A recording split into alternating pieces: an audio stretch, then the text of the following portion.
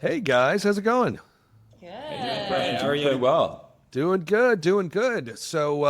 I've always been a big found footage fan, and I don't know when it kind of became the redheaded stepchild of horror. Like as a subgenre, it's gotten so much flack. I don't know why so many people are like, "Oh, I don't like found footage," or "I'm tired of found footage." But for me, it's inexhaustible. Like give as many as I will watch as many as I can find.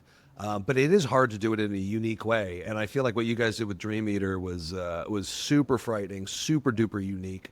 But so first of all, congratulations on the movie. It was Oh, Thank really you. terrifying. Really Yeah, appreciate that. Thank you. but I'm wondering how much of this was approached from a found footage context. Like, did you guys look at a bunch of found footage movies and go, "I think we can do something different," or did the idea kind of spur on its own?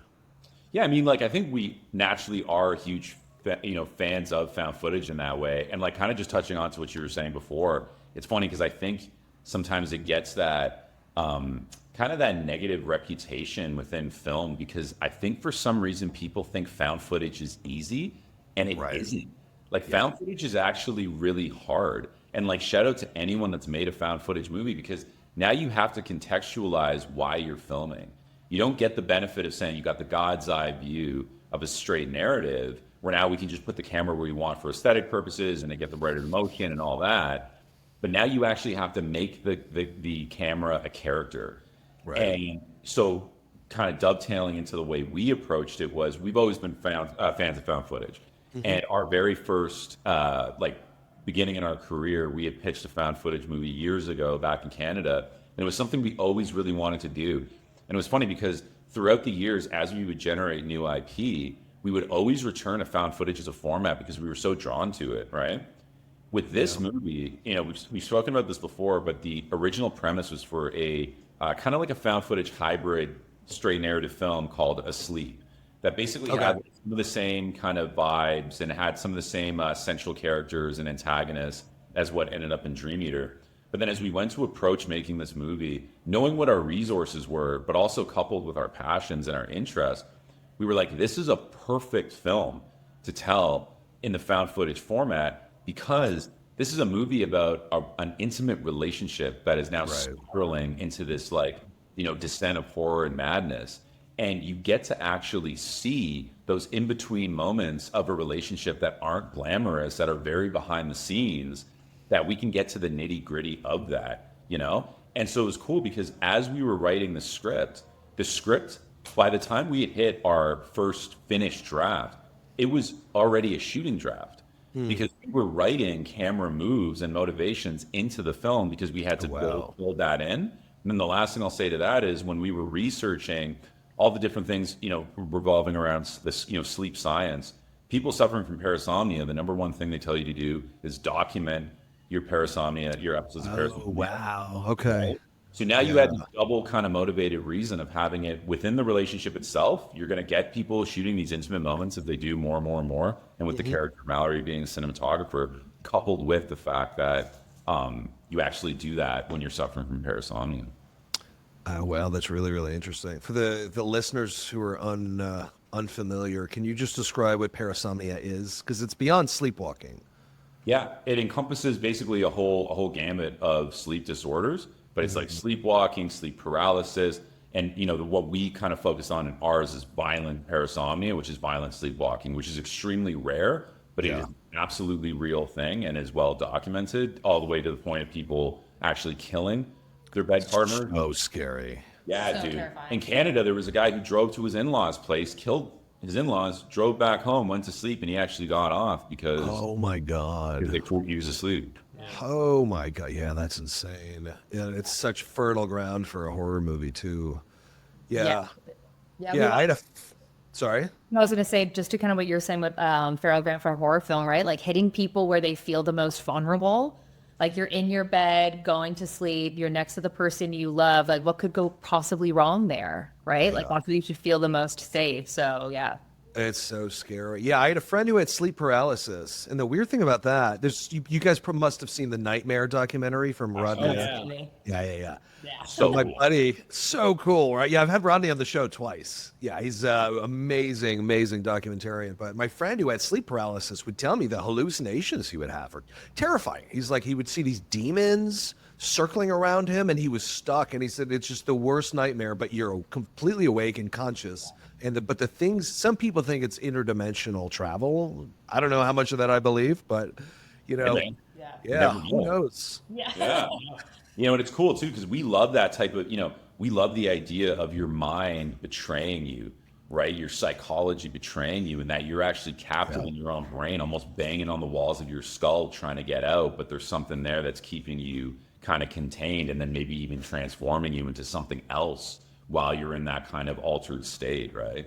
Yeah, and there's something like, I felt like there was something naturally Lovecraftian about the movie. That must have been intentional, right? There was like a little. 100%. Oh yeah, because I think what's amazing with Lovecraft, and like some of our jumping off points for inspiration was like Dreams in the Witch House, Dunwich Horror, The Outsider, Mounts of Madness, things like that. But I think what's so amazing about playing in the sandbox of Lovecraft lore is that Lovecraft by design was allowing people to create while he was still alive and after he died, with like Arkham Press and things like that, making their own entries into the Lovecraft mythos, and actually now starting to go on their own tangents. So it's really this sandbox you can play in, where now you can ideate your own elder gods. You're not bound to Dagon and Cthulhu and Azathoth. Now you can do whatever you want. And the way we kind of approached it with this was, what if Lovecraft was right from the beginning, and all human mythology actually came straight from Lovecraft? And then that way we're able to go, okay, well, if what he was talking about really does predate us in reality, now everything we do and all these kind of supernatural elements are completely coming from that.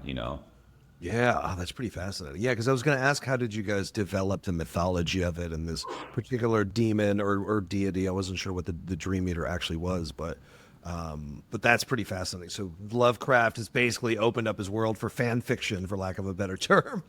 Yeah, and you guys were able to pull from that and craft basically like a Lovecraftian mythology behind it. For sure, because I think so many people and God bless them too, because I love the straight Lovecraft adaptations, like Stuart Gordon's Dagon is one of my favorite films, but obviously John Carpenter, what he did with In the Mouth of Madness was taking a bunch of different stories and putting them into this one incredible just nightmare fever dream. But I think there's something really, really satisfying about creating your own original IP within the sandbox of Lovecraft. It really just, you kind of get to put your own stamp on it without having to do a direct adaptation. Yeah, that's super duper cool. So what was the process like filming it? I know it was a lot of very cold, miserable nights, but it sounds like you guys had a good time. What was the overall, can you tell us about the overall production process? Yeah, like the process itself, because we run a production company, so we basically we own our own cameras and everything. And when we were approaching financing the film, because as Mallory mentioned, or Jay mentioned, our original idea was a movie that required a much bigger budget called Asleep. And when we pitched that to some distributors, it wasn't really vibing. And we had funding for a different film. We had over $1 million in financing for a different idea, and then one of the producers, just left the project. They held the capital for that because they held that in like their name. So we lost all the funding. And we were just like, oh my God, this is ridiculous. Like, how much money you got in your pockets? Like, let's just do this ourselves. And we basically went back to that idea and said, what's the version we can make with the money that we have right now? Oh, smart. So basically with that, it was like, okay, this is our idea. What locations do we have access to? And that's one of the first things that we recommend to any filmmaker, any student, anyone who's wanting to go make a film, especially found footage film. What access do you have to a location? Because that's going to be your biggest expense. And so Mallory's folks had this stunning cottage up in northern Quebec. And we're like, great. Well, it looks like we're going to northern Quebec. And so we wrote the film to that location, and then we literally packed up 2 cars with every piece of gear that we owned, everything we needed for catering. We went to Costco and just filled up all of the most lasagna you've ever seen bought from Costco. Do you like it or not? Yeah. Hope you like cheese and noodles. Yeah, I hope you're Garfield.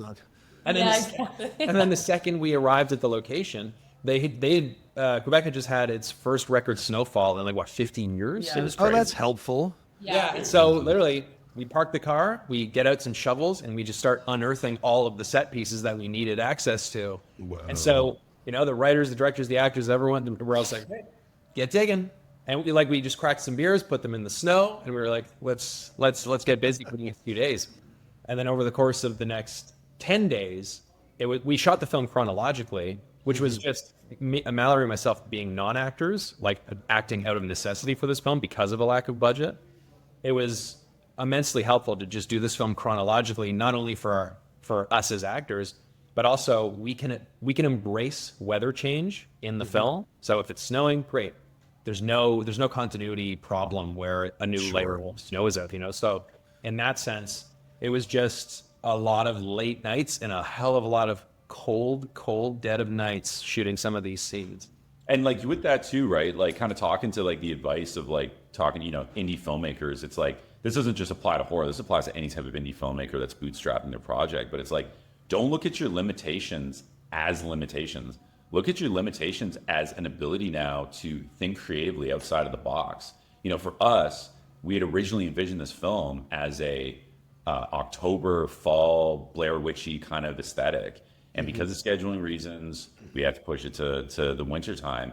And instead of looking at that as something that was a hindrance, we were like, okay, cool. Now this is going to take on a new life of its own. It's going to have a completely different aesthetic. And we really embraced that. And we started writing that into the script. So like, we were kind of talking about before, like, walk-in talks turned into snowshoeing talks.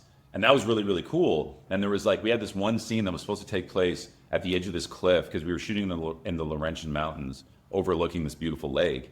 But then once we got there was like 12 feet of snow. Even by snowmobile, we weren't going to be able to get our gear up there within 2 hours. And shooting the days we were with the limited budget that we had to keep moving, right? And so that now became a wood chopping scene. And it felt like something right out of Amityville Horror, with James Brolin cracking those logs and that transformation. And that's, something that, kind of happens to Alex throughout this film. He starts to kind of, become this, other side of himself. And those things ended up, in my opinion, being better than what we had originally intended. So It's like always looking at whatever hand you're dealt, really play it and like play it well and have fun playing it. Don't look at it as like, oh shit, well, I saw it as one thing. So if it's not going to be that, okay, I guess this is second best. There's never second best. It's whatever you have to work with, you can make magic happen with it. And to add to that, because we were like, holy shit, this record snowfall could be the worst hindrance ever. And probably the most visually striking moment in the entire film is it takes place on frozen ice in the middle of a lake. And that happened. We changed it to that location hours before shooting it. It was supposed to just take place on the property, like near like the edge of the property. But then we realized we're like, oh, we're getting like another crazy like hurricane level snowstorm later. We should shoot the scene in the middle of that storm. And so we went out onto the ice, and because we're non-union, we didn't ask anyone permission to do that. So we're all out there in our well, I guess not in our snowshoes. A couple were in the snowshoes, but like we're out there in the middle on this beautiful lake, and it's the happy accident of what at first looked like an absolute hindrance to the production became something that became the third character in the movie. Yeah, well, it sounds like the lesson here is adaptability. You gotta, Absolutely. when the set circumstances throw you things, it's kind of a matter of like, well, this isn't our second best option. This is the option. We have to embrace this. And how does it benefit the movie? Yeah. There's more than one way to do it. Absolutely. That's something that's huge for us. Is there's always a solution. And honestly, especially when you're going against not being able to fix every problem with money, it becomes something that you kind of get addicted to. You're like, oh, cool, I really like problem solving. Right. Okay. Oh shit, that was an unforeseen development. Okay, what do we do with that? And then especially with our collective, we look to each other and we're like, okay, best idea wins. How do we fix this? And then you get really interesting conversations.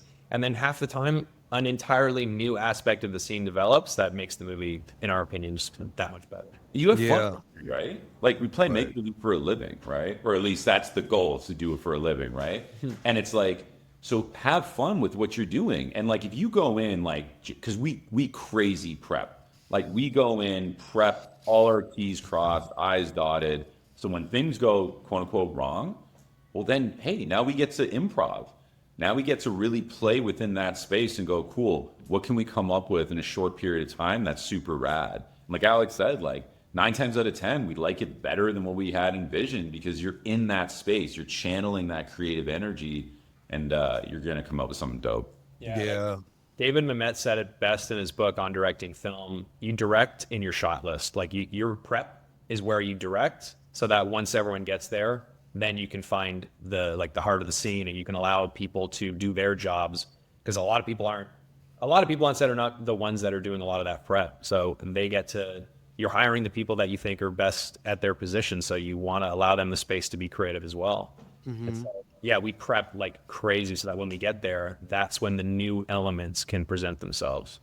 Yeah. Well, I feel like it speaks to that mindset of when something goes wrong, and things always go wrong making movies, not throwing your hands up and go, damn it, we couldn't do this and everything's wrong and we're not going to be able to get the shots, so the movie's ruined. And instead, just going to that drawing board, and it sounds like it was addictive for you guys, as you'd mentioned, of like, okay, how do we solve this?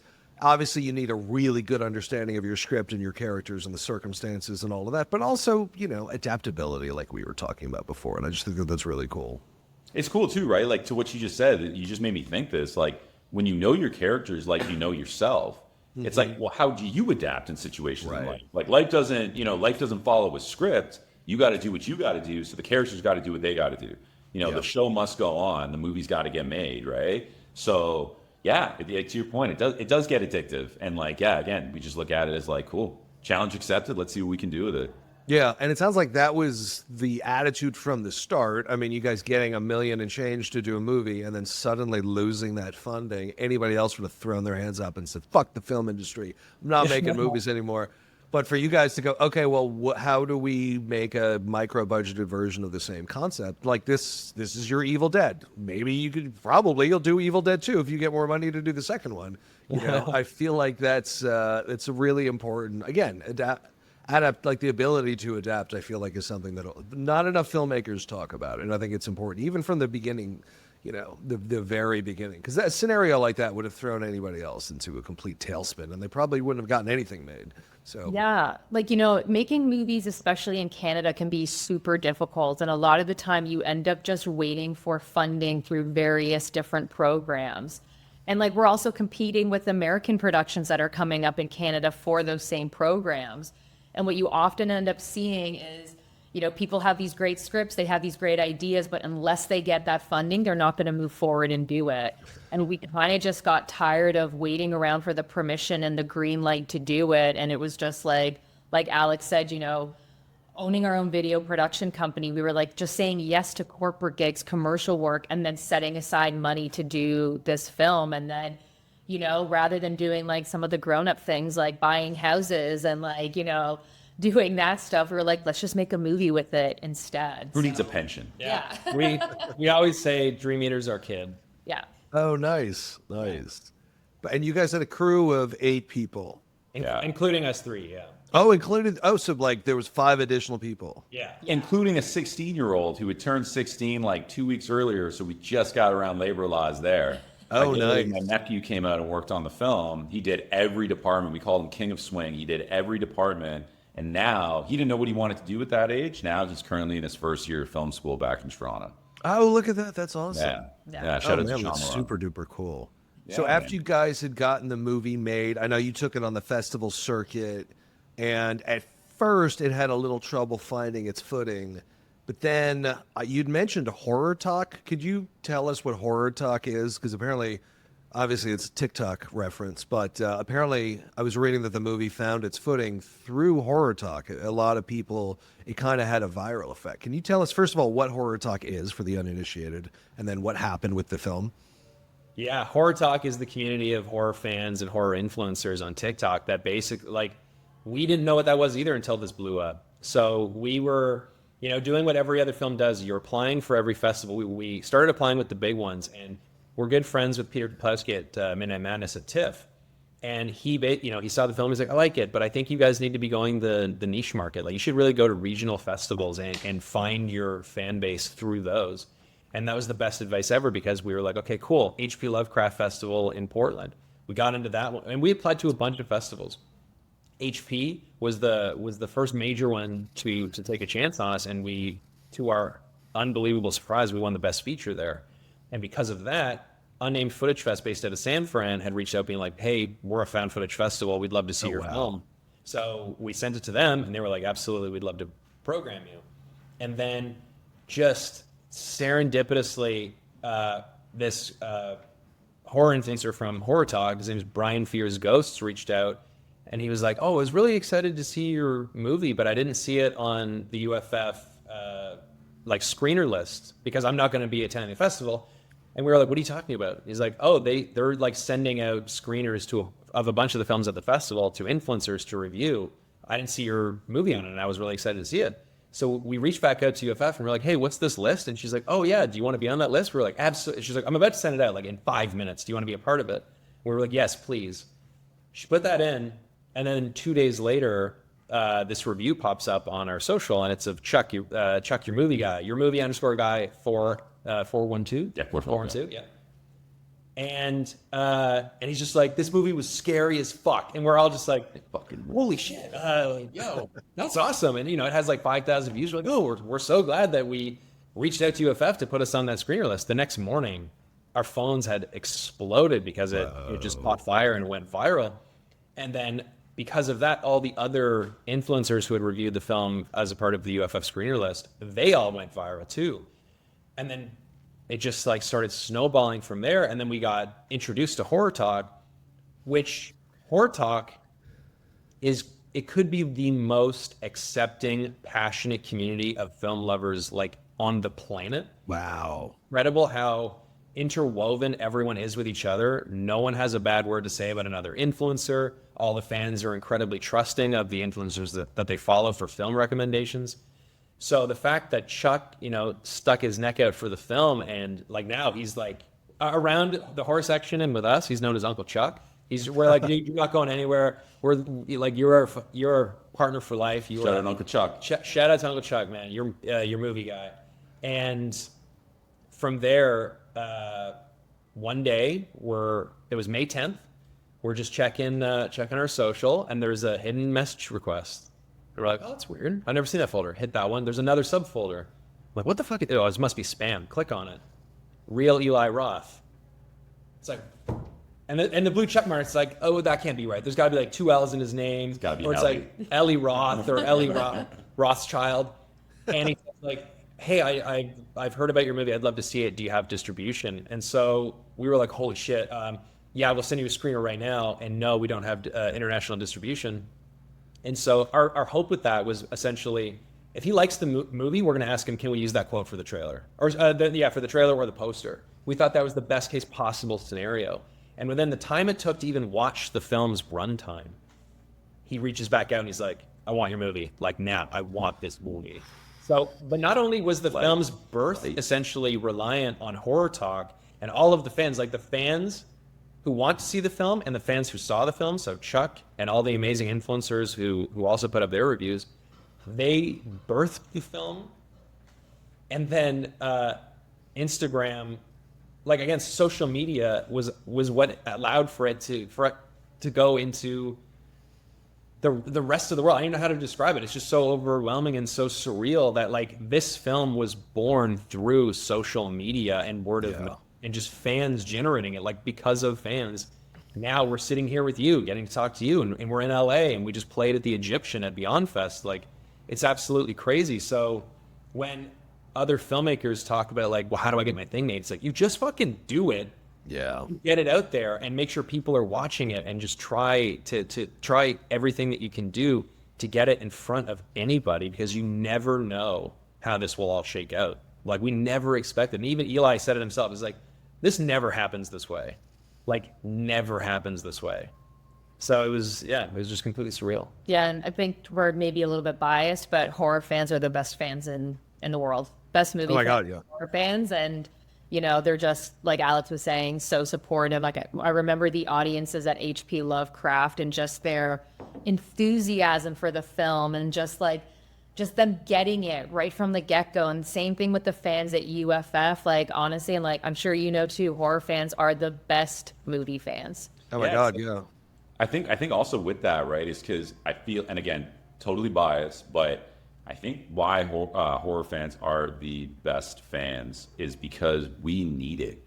Like, horror is so much to so many people. It's not only just an outlet, it's not only entertainment, but I honestly think like horror movies like can save people's lives. I think they can really help you reconcile some of the messed up stuff that happens in life. You know, it's like, honestly, like to be a part of this genre, to contribute in any way to this genre that contributed so heavily to us.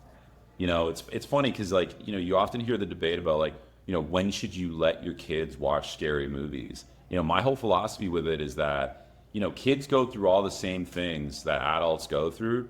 They go through, you know, different types of abuse. They go through systemic oppression. They go through poverty, all sorts of horrifying things. But they don't have the adult brain to rationalize those things. And in my opinion, and from my experience, horror can be that thing that comes in and starts to kind of contextualize some of those feelings, starts to reconcile some of those things that you're going through. And it's kind of like, you know, I don't think you should be shielding your children from the art that could potentially save them, but rather from those events that would traumatize them for the rest of their lives, right? And so, yeah, like horror is just, yeah, we, you know, not just because I'm wearing the shirt, but like, you know, we always say like horror is the genre of the misfit, and we're misfits through and through. And, you know, I just, yeah, we're going to always fly that flag because straight up, we absolutely need horror to stay sane. That was beautifully put. I've often thought about that a lot and just different variations of what you've been saying, because there's a reason we're all drawn to horror as children. Some kids are like, nope, can't watch that, won't watch Freddy Krueger, I don't like being scared. I was still sensitive. I would still get scared, but I was drawn to, I enjoyed being scared, even though it wasn't always pleasant. Like The Exorcist scared the hell out of me. Right. But being up all night, like wondering, am I going to get possessed by a demon? Looking back, it was kind of fun. Yeah. But it also, it is healing and cathartic in a way. And even at this age, there's a it might mean I'm a psychopath according to some, you know, therapist, but there's a catharsis and there's a calm that comes over me during like really horrific, gruesome movies. I have a line like, you know, I don't care for nihilism. Like, you know, Serbian film doesn't do much for me. And I think Henry Portrait of a Serial Killer is an amazing movie, but I've only seen it once. I'll probably never see it again. But, you know, Evil Dead Rise, the blood in that, there's a calm that comes over me. I don't know how to describe it. There was something online. There was some study that says if you watch horror movies as comfort movies and then you sleep well, you might be a psychopath. I was like, that's bullshit. Yeah, it's the opposite. Forget that, man. Totally. No. Yeah. Absolutely not. I don't buy that at all. I don't buy it at all. The thing that for myself too, because I completely agree with you, is I like the feeling. I chase the feeling of being scared. And, you know, so when a study comes out saying like, oh, well, people who, you know, are drawn to horror movies are fucked up in whatever way. It's like, yeah, but would you say the same thing about people who go to an amusement park to go on a roller coaster? Like, the whole idea is that moment where you go over and like you're approaching the drop is you're like, oh, I might die. Right. And that's what makes it fun because you know you're not going to. Well, let's hope not. But that same thing happens in a movie when a good scare or when a good like creepy scene can make you forget for that split second that you're safe. You're sitting in a theater. You got a mouthful of popcorn. You are fine. But if it can make you forget that just for that moment, which is why, you know, a jump scare is so satisfying when it gets you well, it's because you forgot for that microsecond you are safe. There's nothing to be scared of. So when it can hit, it is the most exhilarating. Like it's just like what my body's chemistry does. I laugh after a good jump scare. Like it'll get me. I'm like, oh. Yeah. Anyone? Because that's what I'm chasing. It's that exhilaration. It's that shock to the system. So I completely vibe with what you're saying. There's a calm that washes over me. Like that exhaustion when you leave a good scary movie. You're like, I'm gonna sleep so well. That was Yeah. Oh, and just like, man, the ability to just deal with we're lads. We've been swearing, right? Yeah, go for it.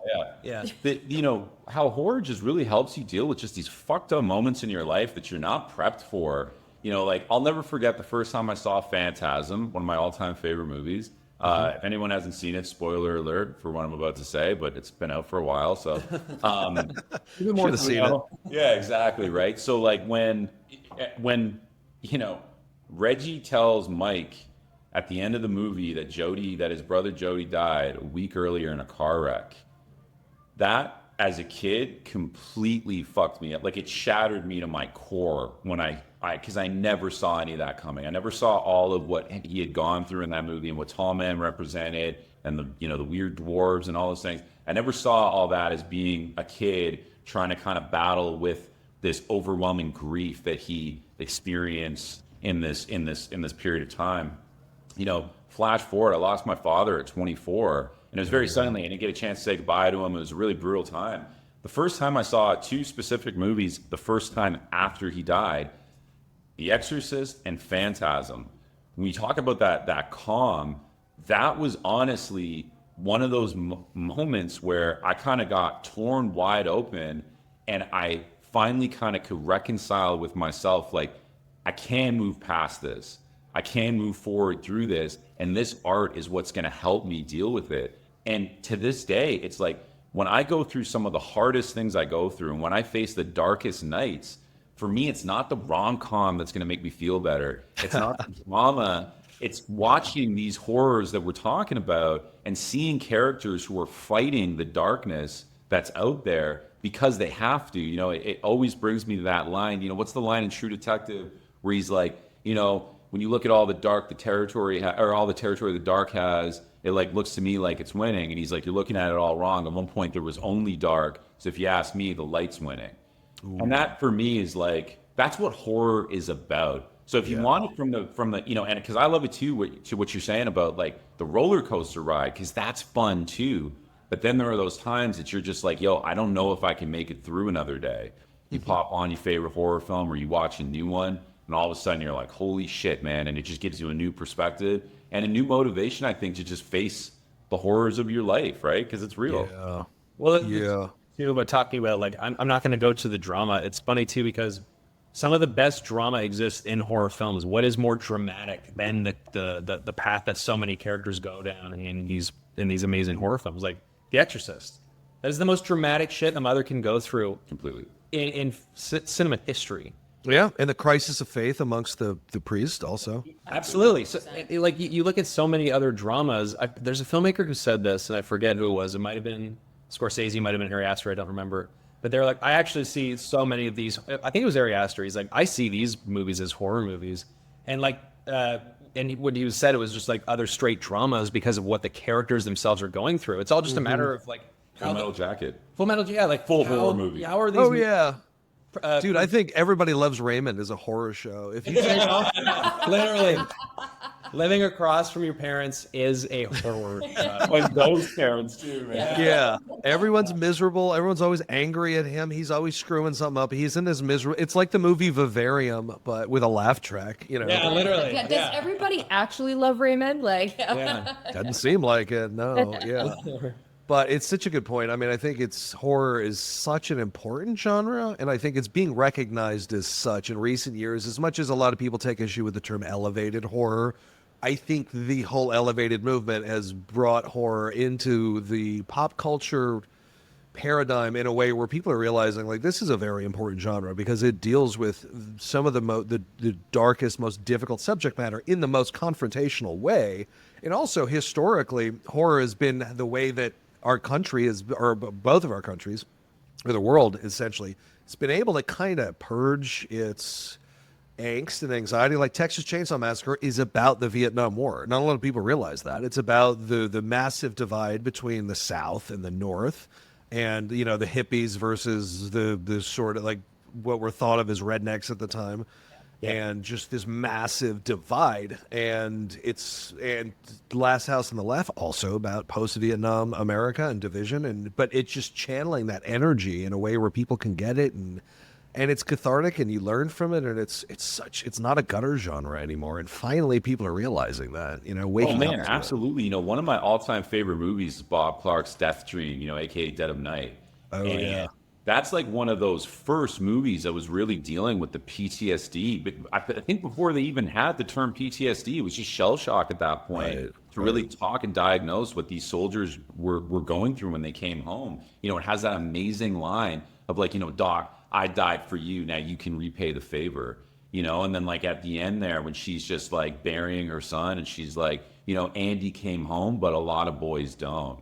And it's like those are, you know, these powerful movies that, you know, because John Carpenter said it best, right? It's like monsters are us with hats on, right? But they're always us, right? And I think that's what's so powerful too about horror is we get to see these allegories and these like beautiful kind of metaphors for what we're going through and you know the monsters we become that we get turned into at times in our lives through the shit that we go through. You know, that because at the core of it, that's what Dream Eater's about, right? Dream Eater is truly about how traumatic, fucked up events can actually turn you into somebody that you never intended and that you never wanted to be. But it's your job to fight that.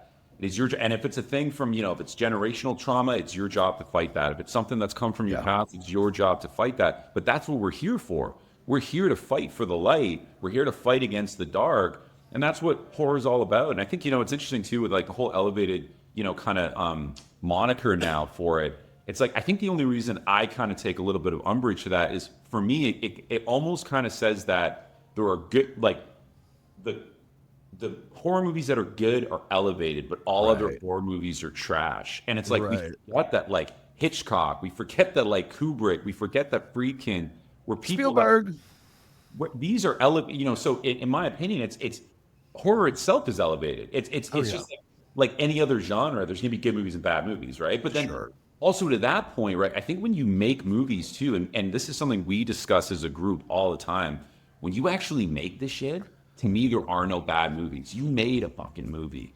You went out there and did it. It took a fucking miracle, if not dozens of miracles, to make your bad movie. Literally. Our first movie is brutally reviewed. It has like a fucking 4 on IMDb, right? It took miracles upon miracles to make that. So I always just give a shout out to the people that have made their movies. And quite often, the bad movies you watch, you get to see how inventive they're getting with their limited production resources, with their limited experience, with their...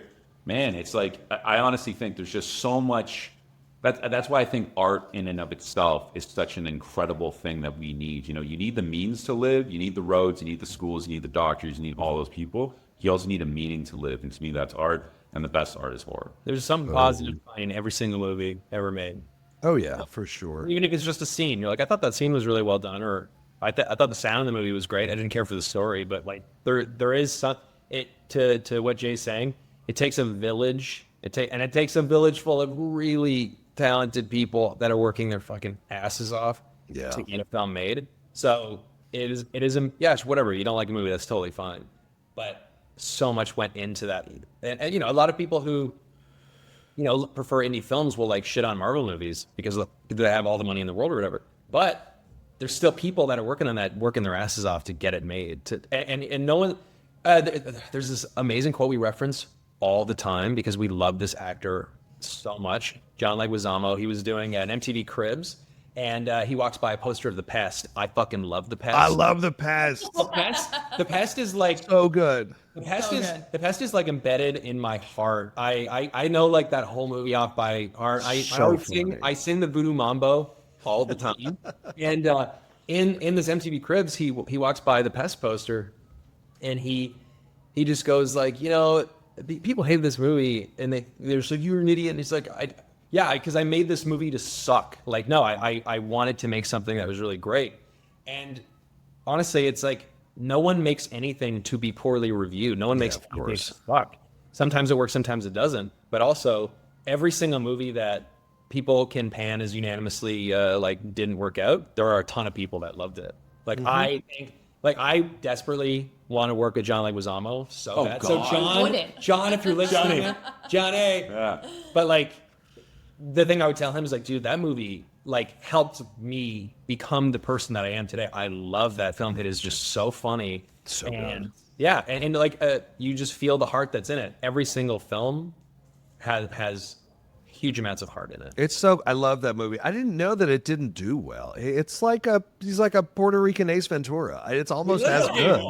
You know? We didn't put it. Yes, absolutely. Yeah, I've been a huge fan of him for a long time. I grew up in New York, so I seen a bunch of his one man shows, and I would like grow up. Like, did you ever see Freak? It's on HBO now. Yeah, it's and incredible. It's his one man show. He is so just bursting with talent. Like he's arguably one of the more talented people in Hollywood. He can be funny, he can be endearing, he can dance. He's so magnetic. On that, like Tu Wong Fu, thank you for everything, Julie. Oh, yeah. Like, give me a break. Like he is perfect in that as Chi Nails Chi. it. Like, Benny Blanca from the Bronx. Dude, he plays Spider in Spun. A lot of people haven't seen that film. It's I haven't seen that. Jonas Ackerland's first film. It's with Jason Schwartzman, Mina Suvari. Oh wow, it was Jonas Ackerland's first movie. I loved Lords of Chaos. Nobody talks about that enough. Oh my, yeah. So good. Awesome movie. So good. Not available on Blu-ray. I bought the DVD, but it's so good. yes to physical. But I have to see Spun. All that physical We've media. spent so much goddamn money on physical media, and we will never stop. That's why we don't have houses. Like talking about Leguizamo and Spun, he did this interview after that film, and he was like, I love to work on indie films because that's where you can be the most creative. It's like the bigger the movie, the more hats that you have sort of like tipping towards you saying like, I want you to do it like this. Stop doing what you're doing. And Spun is a fucking insane movie. It is the most batshit crazy movie. And you just feel how much room everyone had to play in this film. I think it holds the record for most cuts in a film. If I'm not Holy mistaken. shit. I could be wrong, but I remember reading that in trivia one time. But anyways, yeah. I would have thought that belonged to Danny Boyle in one of his movies. Or 28 Years Later alone could have gotten a lot. Or Natural Born Killers. Yeah. Man, Yeah, one of the any given two. Sunday. Like shit. Yeah, a lot of cuts on that one too. Post 2000 Oliver Stone, pretty much anyone. Yeah. Yeah. So what was the process like? I'm always curious about how people craft fear in movies because there's a lot of tension in the movie. There's a lot of scares. There's a lot of creeping dread. What was the process like in engineering that? How much of it was instinct? How much of it was like science? Did you look at the movie in any sort of a kind of clinical way and go, all right, we got to ratchet this up here? How did you approach making it scary? Because it scared me. It scared Eli Roth. That's very hard to do. So what was the magic? What was the process behind the magic? I think it's kind of like both of the things that you're saying there, like we're obviously, big fans of horror, and to us, pacing is really important, just like structure is for a horror film. And for us, we love building tension. And sometimes like you're building the tension, your shoulders are going up and then nothing happens. And then that's when we want to hit you. Like when the second you start to let your guard down. And, with Dream Eater taking place over several nights, we knew that we wanted to basically kind of use like as building blocks, like start night one here and then just keep ratcheting it up every night after that. But for us being horror films, like for horror fan films especially, was just pacing. Pacing is super important to us. So I think that's kind of where like that science that you're talking about a bit in terms of just like, how do we, continue to build the tension so that even when you're in the daytime, when it feels safe, there's still shit going on. And also using the relationship with Alex and Mallory to even add to that tension too, with the personal shit that they're going through as a couple, and like using that to always kind of make you feel a little uneasy each day, whether it's just watching them and seeing what they're dealing with, to then fast forwarding to the nighttime, daytime when Alex is going through his stuff as well. Yeah. Yeah, the way we always kind of talk about it is like, we look at building that dread and like building those like feelings of anxiety as we inflate the balloon. We inflate the balloon, we inflate the balloon. And we always talk about this as we're kind of creating. We're like, okay, cool. So then he's walking out and then the balloon's blowing, blah, blah. And then pop, we pick that moment to pop it. And like Mallory said, like also subverting those expectations too. When you think it's going to pop, don't, let it kind of sit there. Let it kind of be this big kind of like thing just hanging there in the air. And then find that moment that's really going to mess with audiences to do that. And then I think another thing too is like, again, getting to the idea of how do you get as creative as possible and how do you be as scary as possible with a limited budget? And, George Romero, I think, said it best where he was like, you don't need $40 million to be creepy, right? So for us, audio is one of those incredible vehicles to get under people's skin, because a single sound can evoke 1,000 sinister and human images in your mind. And so with all of our projects, to be honest, but with Dream Eater specifically, we were like, to hit these people where they live, to really get into those quiet moments. Because our whole thing with Dream Eater is, do you really know who you're sleeping next to at night? Right. That's what it's really about. Like, Mallory has spoken about this before in interviews, but it's like, Jaws changed the way people swam in the ocean. A Psycho changed the way people took showers. We want to change the way people go to bed at night, because that is their comfort zones, right? It's all about stripping back those comfort zones, right? And so audio was one of those things where, man, I don't know if, especially I think the child in us, but man, I'm going to be honest, I still got this, to this day. There are times like I'll sleep with the lights on, like full transparency. But when you're in the dark, you can't see what's going on. You've got that sensory deprivation going on. Your ears are just perked up like a bat's ears. You're just waiting for it. And I think with horror films, especially if you're playing in such a dark, cold environment like Dream Eater, man, there is so much you can do with audio to just get under people's skin and just really concoct an image in their mind. Because the other thing too is, for me personally, like why I think horror, again, I'm just going to champion horror to the day I die. The reason I think horror is such an incredible, and to what Alex was saying and Mallory was saying about the effectiveness of it and what the kind of ride it puts you on, I think it more so than other genres, again, bias, it turns more so passive viewers into active viewers. Why? Because it now it brings their anxieties, it brings their fears, it brings their past, the things they're afraid of into the equation. And the way we always talk about it is like a really good effective horror movie plants a seed in your brain, and you go home and it germinates and it grows and it grows and it takes on a life of its own. And it's almost at a certain point, it almost doesn't even matter what happened on screen. By that saying, when you're at home, if you haven't seen it in a year or 6 months, you're remembering that scene your own way because you got your own fucked up shit going on and your own anxieties. And now it wreaks havoc on you, right? And it stays with you. So I think those are the things that we're always trying to do with our films and our stories, is that we're always just trying to get people where they live, leave space for the viewer to not put their anxieties, their fears in, and then just start playing their nerves like a violin, Yeah, no, it's brilliant. Just leaving space for people to project it's like when you don't see the monster, you just project your own fear, and that's way scarier than anything anybody could come up with showing on camera.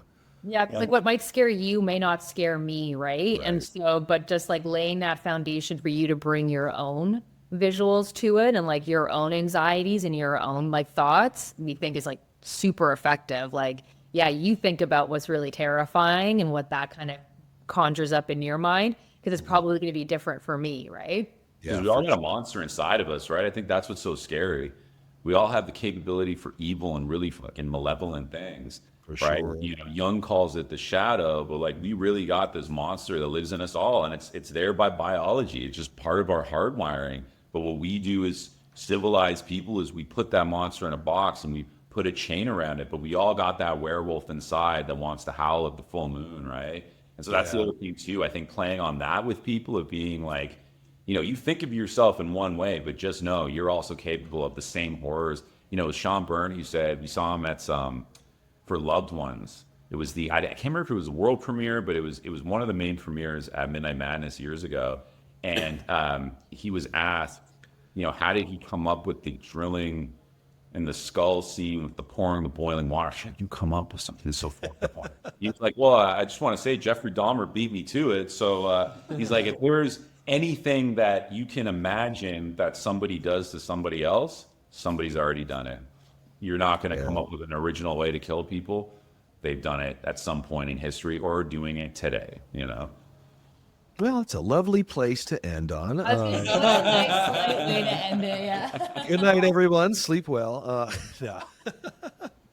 Well, guys, this was, I really enjoyed this conversation. This was so much fun talking to you all, and huge congrats on the movie. It was terrifying. I'm so psyched Eli Roth got behind it, and it's getting the distribution and recognition it deserves. So huge congratulations to all of you. Thank you. Thank brothers. you so much. We are Yeah, of eternally course. grateful to you, man. Yeah, thank you for Of bringing course. us on. We'll come anytime to chat with you. We could do this. Great. Yeah. That would be, we got to do it again. But before we part ways, any parting wisdom for those aspiring horror filmmakers out there? Yeah, for me, the question that we're always asked is, how did you get your movie made? And the answer never satisfies anybody, but it's the truth is, just do it. So if you have this story and you're incredibly passionate about telling it, the hardest part honestly is over. Just put one foot in front of the other and start every action, whether that's I need to go get funding or I want to make it myself. Just start the process and actually go do it and trust. And if people are drawn to passion, they will get behind your project. Go make it. Don't let anyone stop you. Don't let anyone deter you from your dream. Yeah, exactly that. And honestly, like, just be passionate about the story you want to tell. If you're passionate about it and you love it and it's something, then it'll find a place. It'll find a home. It'll find an audience. So yeah, literally, like, just do it. Literally, mine is exactly what Mallory said. Let your inner weirdo out. Like believe in your idea, believe in your story. If you want to tell that story, I am telling you, there is somebody out there that wants to hear it. And like we've talked about in this conversation, there might be somebody out there that needs to hear it. It's a powerful story, man. Yeah. All right. This was awesome. Thank you guys so much. Thank you so much. It was so lovely talking to you. You too.